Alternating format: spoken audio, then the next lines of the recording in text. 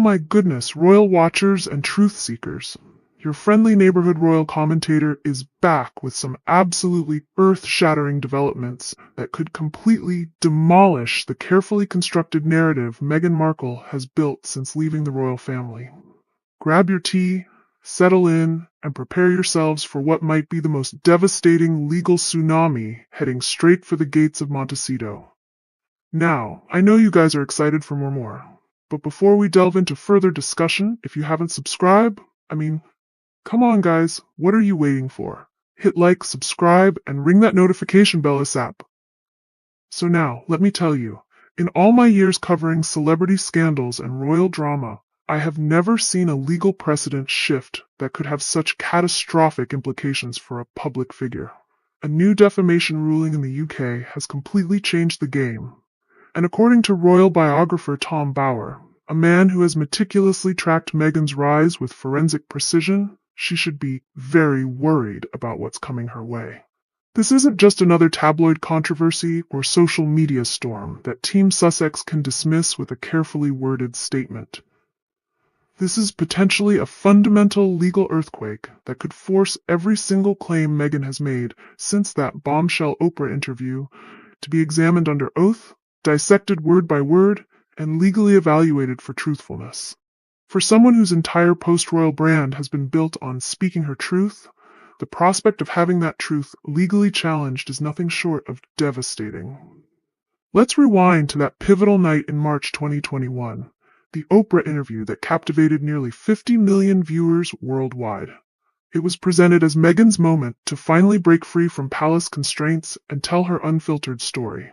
Between the tears, the emotional pauses, and the shocking revelations, Meghan painted a picture of a cold, racist institution that denied her son a title, refused him security, and drove her to the brink of suicide. But here's where things get incredibly problematic under this new legal lens. Many of those explosive claims started unraveling almost immediately when constitutional experts pointed out that Archie was never entitled to be a prince at birth, based on royal protocol established by George V in 1917. It wasn't racial discrimination. It was simply that as the Queen's great-grandchild, rather than grandchild, he wasn't eligible for the title until Charles became king. Then there was Meghan's claim that she was essentially imprisoned, her passport taken, unable to leave the palace or see friends. Yet flight records and photographs showed her jetted around the world on 13 international trips during this supposed captivity, including her lavish baby shower in New York. Under normal circumstances, these might be dismissed as misunderstandings or exaggerations. But in a defamation context, they could be viewed as deliberate falsehoods designed to damage the reputation of the royal family. What makes this situation particularly explosive is how it potentially impacts every single Sussex project since their royal departure. Their $100 million Netflix documentary was marketed as the authentic, unfiltered truth, yet was immediately called out for using misleading footage. Remember those dramatic clips of paparazzi that were supposedly hounding Meghan? Sharp-eyed viewers quickly identified them as footage from completely unrelated events, including Katie Price leaving a courthouse. In an entertainment context, this might be dismissed as creative license or dramatic flourish, but in a courtroom examining potential defamation, this could be viewed as deliberate manipulation intended to bolster false claims. Netflix signed up for a documentary series not to be dragged into defamation proceedings, yet they could find themselves entangled in this legal nightmare alongside the Sussexes. Then we have Spare, Harry's memoir, that read like a 400-page grievance list against his family.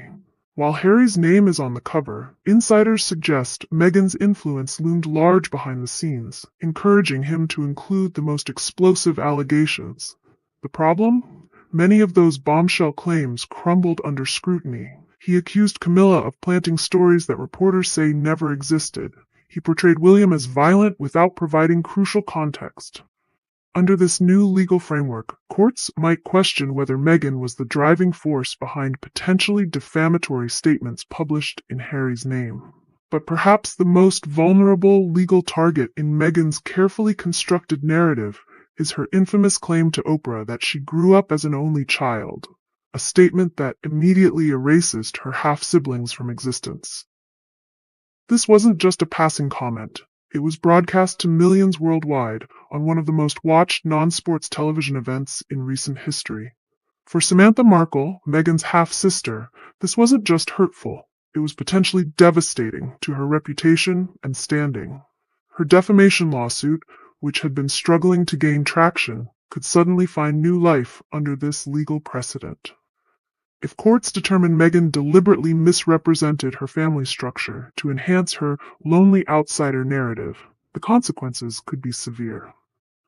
What makes this situation particularly nuclear is the prospect of Thomas Markle, Meghan's estranged father, potentially testifying against his own daughter in court. Imagine the scene. An elderly man taking the stand to contradict his daughter's carefully crafted life story. Unlike glossy magazine profiles or edited Netflix interviews, courtroom testimony cannot be controlled, reframed, or spun by PR experts. Every email, text message, and phone call between Meghan and her father could potentially be entered into evidence, exposing private communications that might directly contradict her public statements. The psychological implications of having your own father testify against you are almost too painful to contemplate. But the legal ramifications could be even more devastating. Thomas Markle has repeatedly claimed that Meghan abandoned him, while weaponizing his image to feed her victim narrative. If a court were to find merit in these claims, it wouldn't just be embarrassing. It could fundamentally undermine Meghan's credibility on a global scale. What's particularly fascinating about this unfolding legal drama is how it contrasts with the royal family's response to years of Sussex accusations. Since 2020, Harry and Meghan have hurled incredibly serious allegations at the monarchy: racism, cruelty, indifference to mental health struggles, virtual imprisonment. Yet how has the palace responded? With near total silence. The late Queen's measured recollections may vary. Statement stands as perhaps the most restrained response to public criticism in modern media history. Insiders suggest this silence wasn't weakness, it was strategy. The palace understood something fundamental about defamation law. Sometimes the most damaging evidence comes from the accusers themselves. By allowing Meghan and Harry to speak freely, to contradict themselves, to make claims that could be factually disputed, the royal family may have been playing a much longer and more sophisticated legal game than anyone realized. The implications for Brand Sussex are potentially catastrophic. Meghan has carefully positioned herself as a lifestyle guru, a champion of authenticity, a voice for the oppressed. Her entire commercial value, from Netflix deals to potential product lines, rests on her perceived credibility and moral authority. If legal proceedings begin to expose exaggerations, contradictions, or outright fabrications, the commercial consequences could be swift and merciless. We're already seeing early signs of this potential brand collapse. Hollywood, which initially embraced the Sussexes with open arms, has grown noticeably quieter. Oprah hasn't rushed to defend Meghan against mounting criticism. The Obamas, once thought to be natural allies, declined to attend her 40th birthday celebrations. Even the Kardashians, hardly paragons of moral purity, have maintained a strategic distance. Why? Because Hollywood understands one thing above all else: liability. The entertainment industry is ruthlessly pragmatic. When someone becomes legally problematic, when their narrative starts showing cracks, when authenticity is questioned, the red carpets roll up with astonishing speed. What Meghan once thought was a network of powerful allies is increasingly looking like a row of locked doors with security guards posted outside. For Netflix, which has already reportedly downgraded the Sussexes' $100 million deal following disappointing performance metrics, these legal vulnerabilities represent a potential nightmare scenario. Streaming platforms are willing to weather controversial content, but being dragged into defamation proceedings is an entirely different level of risk. If Meghan's statements in their documentary series become the subject of legal scrutiny, Netflix executives might find themselves questioning whether the Sussex brand is worth the potential liability. The most ironic aspect of this entire situation is that Meghan left royal life partly to escape what she perceived as unfair media treatment and gain control over her narrative. Yet this legal development threatens to subject her words to a level of scrutiny far more intense and consequential than anything she faced as a working royal. At least, palace press officers could provide strategic guidance and institutional protection. Now, Meghan potentially faces the full weight of defamation law without the shield of the monarchy. For royal watchers and legal experts alike, the coming months will be absolutely fascinating to observe. Will Samantha Markle's revitalized lawsuit force Meghan into a courtroom where she must testify under oath about her childhood? Will Thomas Markle's potential testimony expose private communications that contradict public claims? Will Netflix and other brand partners begin distancing themselves as legal vulnerabilities become more apparent? The tragedy in all of this is that it was entirely avoidable. Had Meghan and Harry chosen to speak about their experiences without potentially defamatory accusations, had they focused on their future rather than settling scores with the past, had they prioritized accuracy over impact, they might now be building their California dream instead of potentially facing legal nightmares. What makes this situation particularly heartbreaking is that regardless of the legal outcome, the collateral damage to family relationships may be irreparable. Court cases can eventually settle, financial penalties can be paid, but the breach of trust between father and daughter, between siblings, between Harry and his birth family, these wounds may never fully heal. For all the talk of compassion and kindness that surrounds the Sussex brand, the legal warfare potentially brewing could stand as the ultimate contradiction to those stated values.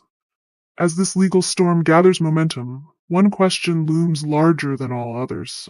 Will there be anything left of Brand Sussex once the courtroom dust settles? The carefully constructed image of the compassionate, authentic Duchess speaking truth to power could be replaced by something far less marketable, a figure legally determined to have made false statements for personal gain. Netflix contracts, publishing deals, speaking engagements, product endorsements, all of these commercial opportunities depend on credibility that this legal challenge directly threatens. For someone who has built her entire post-royal identity on controlling her narrative, the prospect of having that narrative legally dissected beyond her control represents the ultimate nightmare scenario. Unlike royal reporters who could be dismissed as biased or tabloids that could be sued into submission, a court of law operates by entirely different rules.